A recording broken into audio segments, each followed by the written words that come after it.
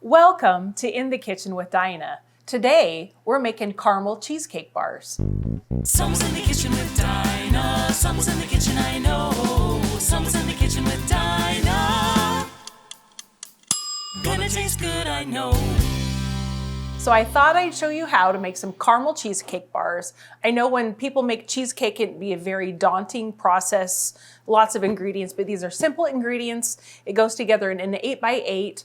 It's a great, delicious dessert, and it's pretty simple to throw together. So I thought I'd show you how. It's very versatile. I've made this as a lemon blueberry, and today we're gonna make caramel. So the first thing we're gonna need to do is grind up either some graham crackers or some shortbread cookies in a little like food processor or blender, or you can beat it to death in a bag with a rolling pin if you need to get some aggression out.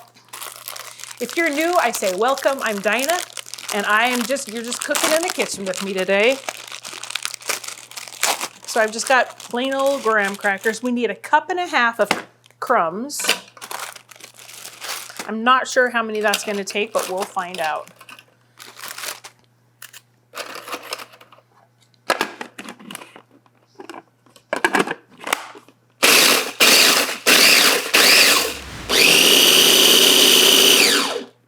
All right, so that was one package. I'm just gonna dump them in and see how many we have here. Okay, so that was 1 cup. So let's do 1/2 package. And we should come out about right. Now, I've not made this with shortbread cookies, but I sure think it would be delicious. All right, so 1, 2, 3, 4, 5. Well, shoot, there's 9 in here, so let's just do 5. Let's see how that goes.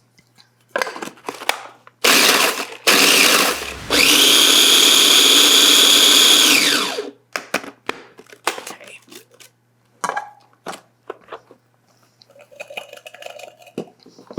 Okay, perfect. We got 1.5 cups. And then we're gonna get our pan ready. So I've got just a glass 8x8 here. We're gonna line it with parchment because it just makes it easier once the cheesecake bars are cool to lift this out and slice them really pretty to put on a platter.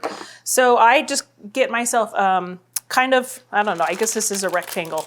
I kind of fit it around here and I kind of push it down. And then I'm gonna cut my corners and miter them just a tiny bit so it folds straight.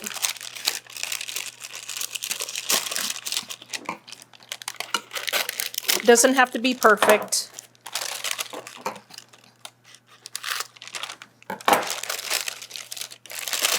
You could do 2 rectangles that way, but I usually end up doing it this way.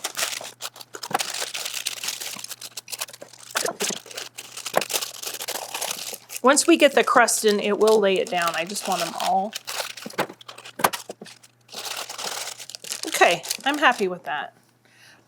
So to our crumbs, we're gonna add 3 tablespoons of melted butter. I'm just gonna dump it in here. Give it a good stir, get them all coated. It's kind of gonna look like wet sand. Denver, you gotta sit down. You heard butter and you come run into the kitchen. Can you sit? Go to your spot.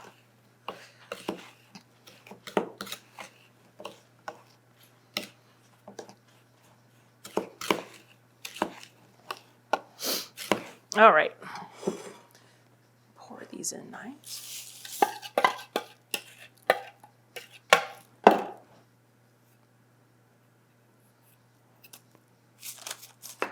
And I just take my hand and pat it down. Then we're gonna bake this at 350 degrees for about 8 minutes till it's kind of golden. And then we're gonna get our filling made. Try to get it as level as you can and work it into all your corners. Okay, I see that's good. So let's bake this for 8 minutes at 350.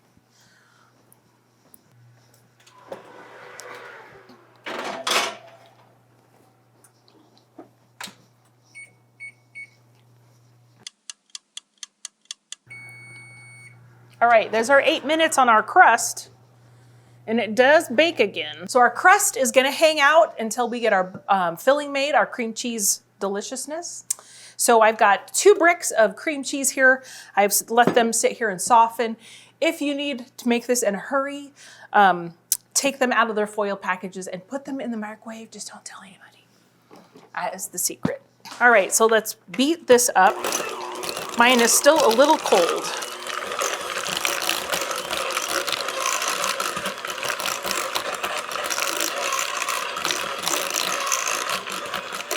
All right, now we're gonna get a 1/3 cup of a sugar. So let's grab that.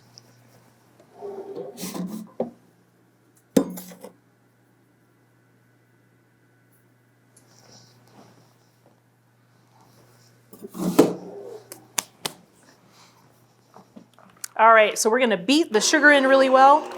Then we're gonna add 2 eggs, 1 at a time. Now I know cream cheese.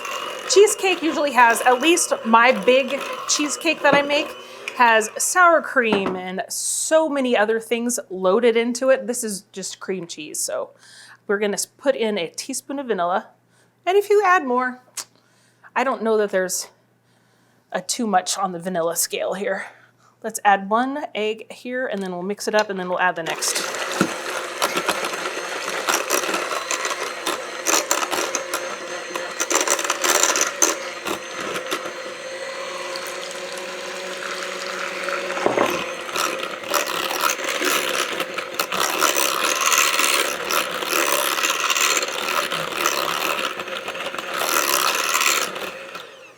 And last but certainly not least, we need about a 1/4 teaspoon of salt.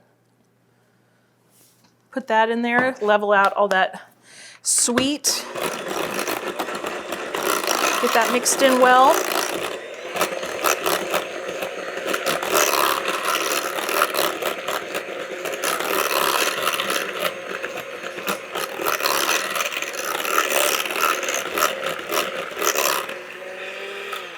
Okay, so there's our cream cheese mixture. I'm gonna scrape down my bowl here. That looks up. There's some chunks in the bottom. Let's give it, see the chunks that I got off the bottom? We wanna make sure that those are all really well incorporated, so. You want this texture to be super smooth and just velvet.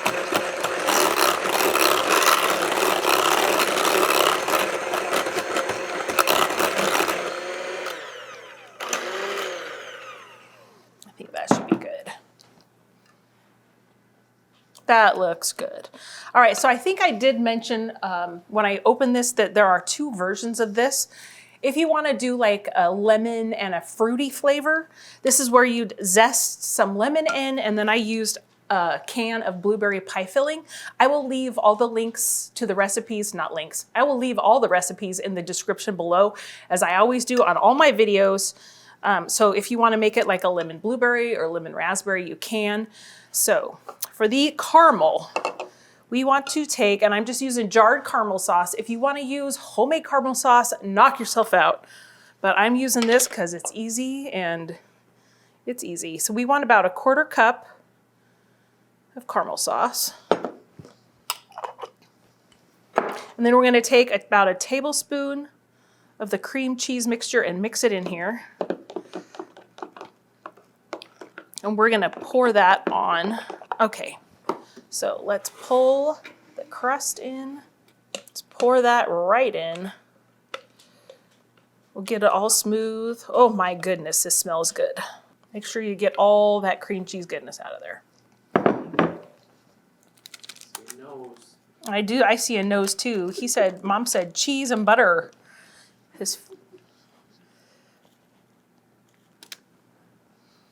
And I just kind of smooth it out all the way to the edges. The parchment makes it a tiny bit tricky, but just work with it and have a little patience there. Get all that off. All right, I'm not gonna make it too pretty because we're gonna swirl this through here. So I'm just gonna put some dollops of this on here. Kind of swirl it around. And as this bakes, well, we're gonna swirl it, but it will incorporate really well. Okay, so I just got a plain old knife. We're just gonna go swirl one way and then swirl it the next way. Just don't hit the crust on the bottom. Let's go this way.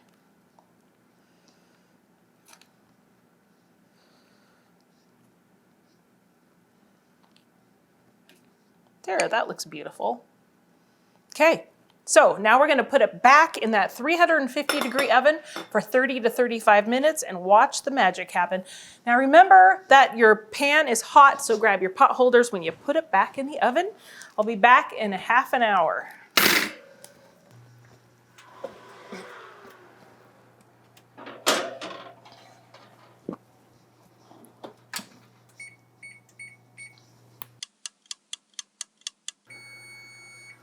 All right, that is looking good. Now I had to add about 8 minutes to this because the middle was still jiggly and now it's not, it's really solidified. So I'm gonna pull this out. We're gonna set it on the cooling rack.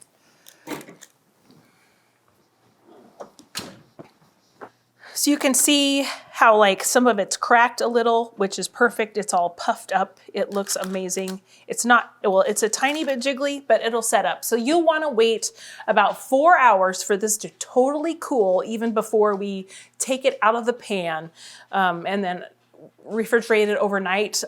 This is for Kyle's birthday tomorrow at work, so shout out to you, Kyle. I hope you like this caramel cheesecake. So I will be back when this is totally cool and we will cut into it because it smells divine. And I'm not a cheesecake lover, but this is pretty great. So we'll be back in a few hours. And here are our cheesecake bars. I just pulled them out of the fridge from the garage. You can see how beautiful our swirl turned out. If it's cooled enough, I mean, obviously this should be cold. You can just lift it out. Whoop. And then we're gonna slice them and put them on a pretty serving plate. Now I did this so that I could just peel this down.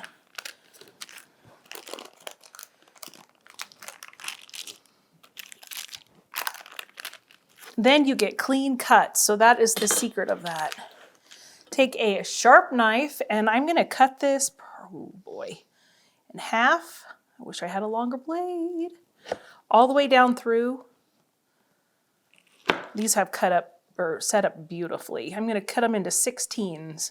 But you can see how nice and set up they are. They're pretty clean cut for cheesecake. Sometimes it comes out like so gooey. And these are gonna be so rich, you're only gonna be wanting this little 2-inch square, believe me. All right, there we go. Now I'm just gonna really gently look at how beautiful those are. Yum. So I'm just gonna set them on the plate, get them all plated. You'll just cover them saran wrap and keep them in the fridge now till you're ready to serve. Look at that beautiful swirl. Its middle bites are gonna be money. Beautiful. And this is the sacrificial piece that you get to eat before you take the rest of the party. But don't tell anybody. It's like the baker's dozen. You ever heard of that? There's 13. So you can eat one and still get home with the dozen. I cannot confirm or deny if I've ever eaten the baker's dozen. All right, that's it. Look at these beautiful swirly caramel cheesecake bars. I can't wait to take them to work tomorrow and share them. Kyle, these are for your birthday. I hope you enjoy them. And now you'll have the recipe to make them. Don't forget to give me a thumbs up today, because I don't know who doesn't like cheesecake. Either you love cheesecake or you don't. I think that's kind of the parties that there are in. But I do thank you for joining me in my kitchen today. I hope you guys enjoyed learning how to make these super easy cheesecake bars instead of the fancy cheesecake. And don't forget that I will leave everything in the description below, even if you want to sub out it for a lemon and a fruit flavor, that will be below in the description as well. So give me a thumbs up, comment, subscribe, turn on the bell for notifications. I'll see you on the next episode, and God bless you guys.